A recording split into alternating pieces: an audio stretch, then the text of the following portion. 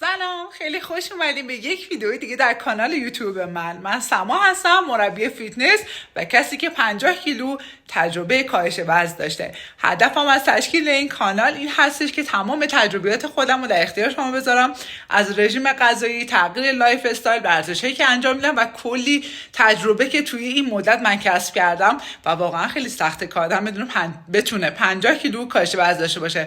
بنابراین اگر جزء افرادی هستی که میخوای لایف استایلت رو تغییر بدی، ورزش قدرتی انجام بدی، خوشتیپ خوشگل بشی، تازه کاهش وزن داشته باشی، با من توی این کانال همراه باش، چون کلی تجربه قراره در اختیارت بذارم. بریم با هم ببینیم امروز قراره چه تغذیه‌ای داشته باشیم، چه غذاهایی درست کنیم و ورزشمون چیه. خب صبحونه امروز من یه صبحونه متفاوته. بچه‌ها این پنکیک پروتئینی که من برای صبحونه آماده کردم، اینو شما میتونید برای صبحانه، برای میان وعده، برای شام، حتی اگر یه وقتی ناهار نداشتینم استفاده کنید.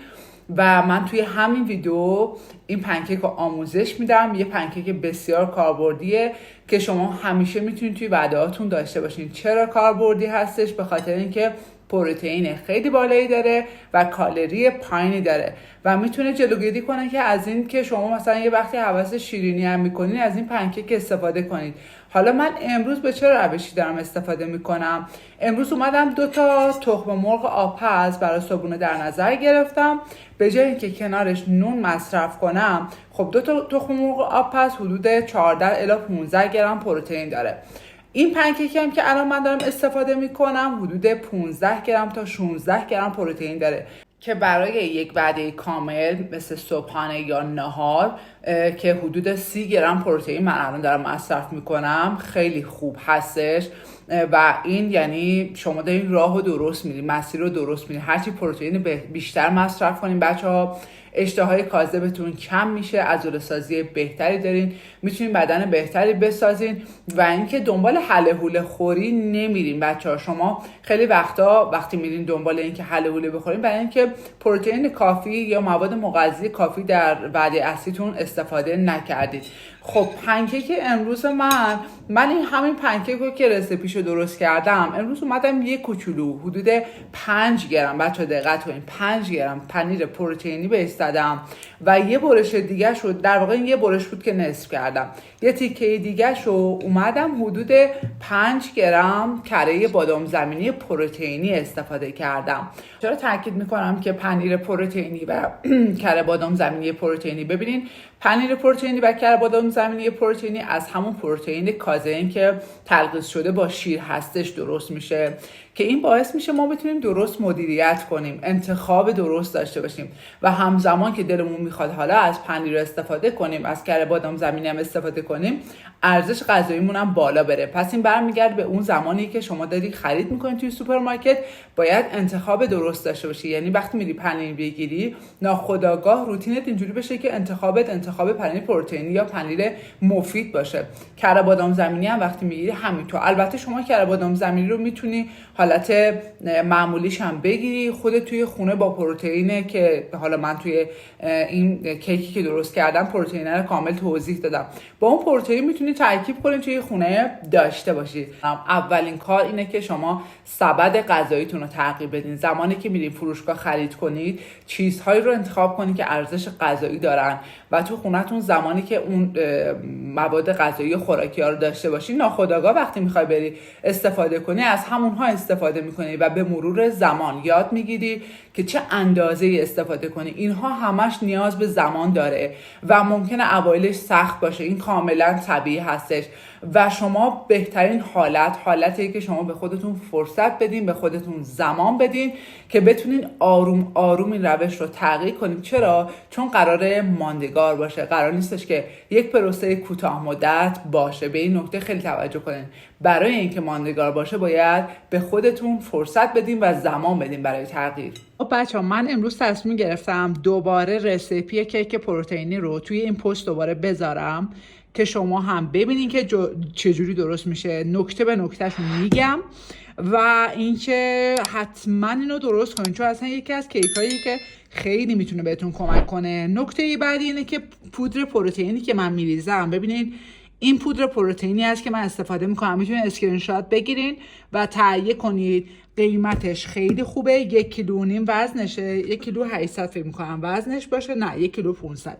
1 کیلو و نیم وزنشه و حدود 800 خورده قیمتشه، ولی خیلی به صرف است بچه‌ها. من مدت هاست که الان این پودر رو دارم و بارها ازش استفاده کردم. ببینید هنوز نصفم نشده چون خیلی سبکه و 1 کیلو و نیمش خیلی زیاد میشه.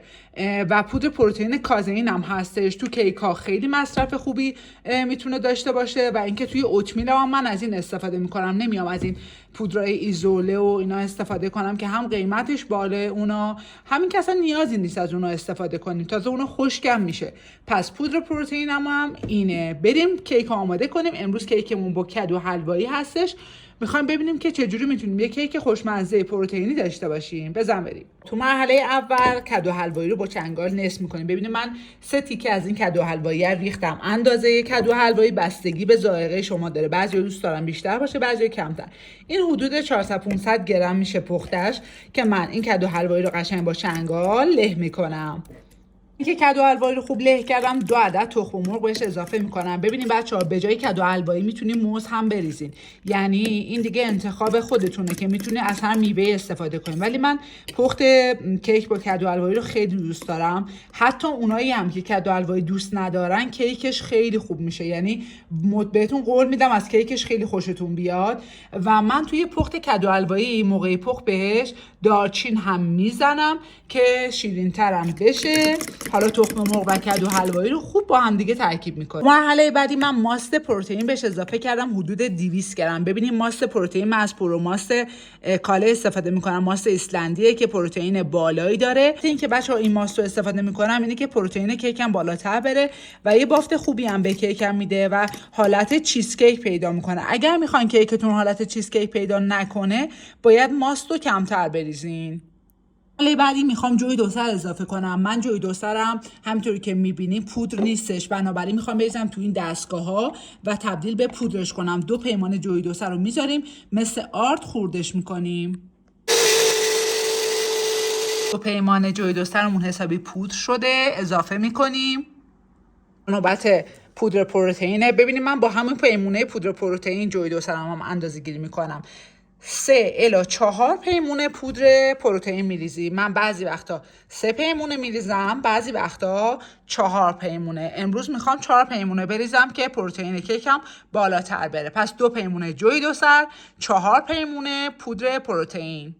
حالا نوبت بیکینگ پودر، وانیل و استویا هستش. استویا رو تو ویدیوهای قبلی هم گفتم بچه‌ها، این استویا یه نوع شیرین کننده طبیعی هستش که کالری و قند و اینا نداره. من فقط موقعی که میخوایم کیک درست کنم داخل کیکم میریزم. باور کنید الان اینو چند ساله که من دارم، هنوز دارم مصرفش میکنم. خب و بیکینگ پودر رو و وانیل اضافه میکنم. میتونید داخلش دارچین بریزین، پودر کاکائو بریزین، اینا دیگه سلیقه‌ایه. من امروز داخلش هیچی نمیخوام بریزم، یعنی همون وانیل فقط میخوام بریزم، ولی شما میتونین جایگزینا رو داشته باشین. این اندازه هاش هم ببینید، این قاشق مثل قاشق چایخوری میمونه. من حدود 2 قاشق و نیم از استویا ریختم، اینم سلیقه‌ایه، کسی میخواد شیرین تر بشه بیشتر باید بریزه. 1 قاشق از این وانیل ریختم و 1 قاشق بیکینگ پودر ریختم که اینا همه رو با هم دیگه الان مواد خشکم رو با هم ترکیب میکنم. آروم هم میزنیم با چنگال تا ترکیب شه. اگر دیدیم که مثلا موادمون خیلی سفته، میتونیم یه کمی آب بهش توی مرحله اضافه کنیم، هیچ اشکالی نداره. یا اگر شیر تو خونه داریم میتونید شیر اضافه کنید. خب بچه‌ها ببینید من یه کمی گردو داخلش خورد کردم، حدود 3-4 تا گردو رو خورد کردم. امروز من ارده ندارم داخل این بریزم، اما اگه شما توی خونه ارده دارین حتما 1 قاشق یا 1 قاشق و نصفی ارده بهش اضافه کنین، خیلی باعث میشه که خوش‌طعم بشه. من حتی ته مایتابه‌ای که میخوام این کیک رو بپزم همیشه از روغن ارده استفاده میکنم، با قلمو میکشم. حالا امروز ندارم، مجبورم که یه اسپری روغن کنجد بزنم. اما اگه شما تو خونه ارده دارین ارده اضافه کنین، گردو میتونین اضافه نکنین. من چون ارده نداشتم دیگه گردو هم امروز بهش اضافه کردم. میریم بعد در ضمن این مواد سفت‌تر بود، من داخلش آب ریختم که به این غلظت برسه. موادمون آماده است. تو مرحله اول ببین اگه فر دارین که بذارین توی فر، خیلی بهتر میشه. فرتون رو یه رو 20 دقیقه قبلش گرم کنین، بریزین تو قالب فر و بذارین توی فر. خب ولی من روی گاز میخوام درست کنم. اول مایتابه‌مو میذارم قشنگ داغ شه، بعد اینکه داغ شد مایتابه‌مو باز میکنم، بعد داخلش رو یه اسپری روغن میریزم و موادمو میریزم داخل مایتابه. 20 دقیقه توی این آماده میشه.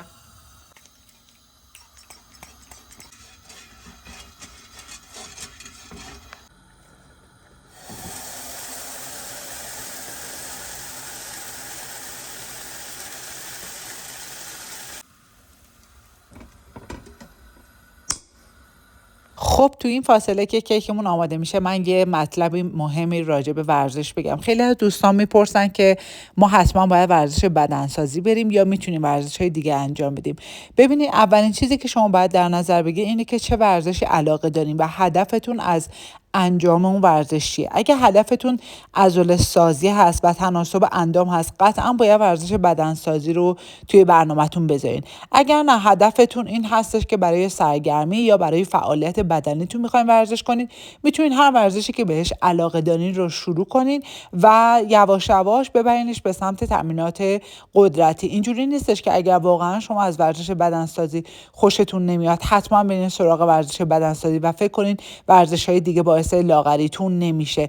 در واقع ما تغذیه هستش که باعث کم شدن چربی توی بدنمون میشه، ولی کاری که ورزش میکنین که شما با انتخاب نوع ورزشی که میتونین داشته باشین تصمیم بگیرین که حالا بدنتون رو به چه سمتی ببرین. آیا قدرت بدنتون رو اضافه کنید، آیا عضله سازی کنید، آیا فرم بدین به بدنتون، یا اینکه تنها فعالیت بدنتون رو بالا ببرین. اون دیگه میشه مرحله بعدی. پس مرحله اول اون تغذیه است که شما باید رعایت کنین. مرحله دوم حتما ورزش انتخاب کنین که بهش علاقه دارین و ورزشی باشه که میتونین به صورت دائم توی زندگیتون داشته باشین، برای اینکه بتونین همیشه اون رو جزئی از زندگیتون نگه دارین و به صورت موقتی بهش نگاه نکنید.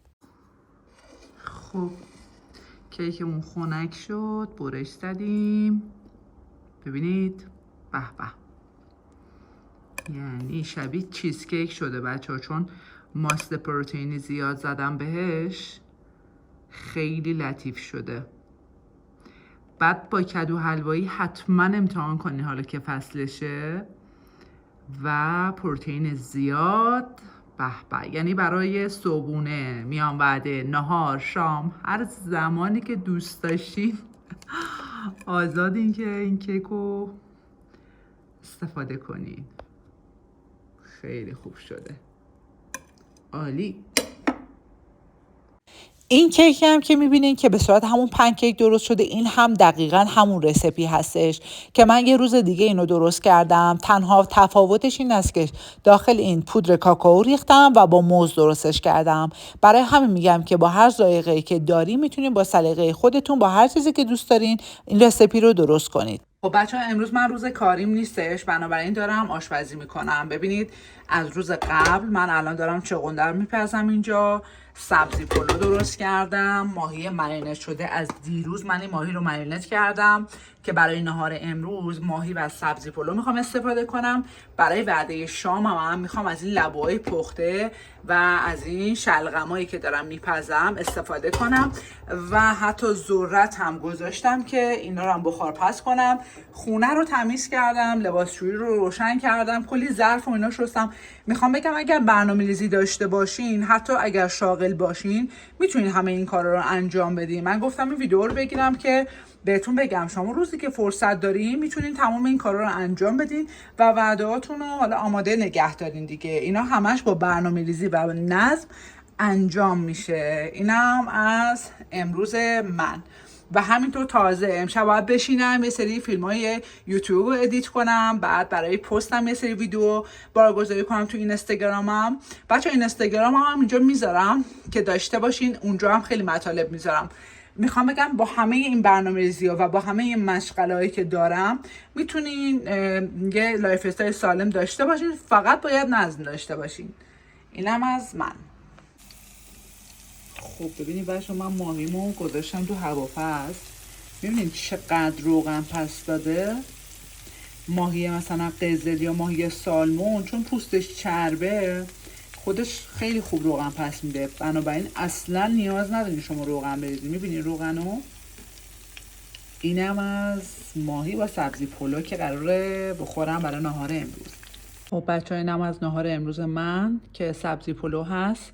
ماهی رم توی هواپز درست کردم و یه کوچولو آووکادو کنارش گذاشتم، داشتم توی یخچال و کنارش گذاشتم دیگه. ماست و سالاد و زیتون و اینا چیزی کنارش نذاشتم، چون که همین کافیه. چربی به اندازه کافی دارم مصرف میکنم، پروتئین و کربوهیدرات دیگه. سالادم که با ماهی نمیخورم امروز، حالا یه وقتایی میخورم ولی امروز نه دیگه. ماستم نذاشتم، داشتم ماست ولی نذاشتم.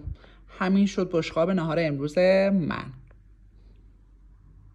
برای وعده شام هم یه بشقاب سبزیجات به اضافه 2 عدد تخم مرغ کامل، 1 عدد سیب زمینی کوچیک برای شام استفاده کردم. یه شامیه که خیلی وقتا میتونید استفاده کنین موقعی که سرتون شلوغ وقت نمیکنین.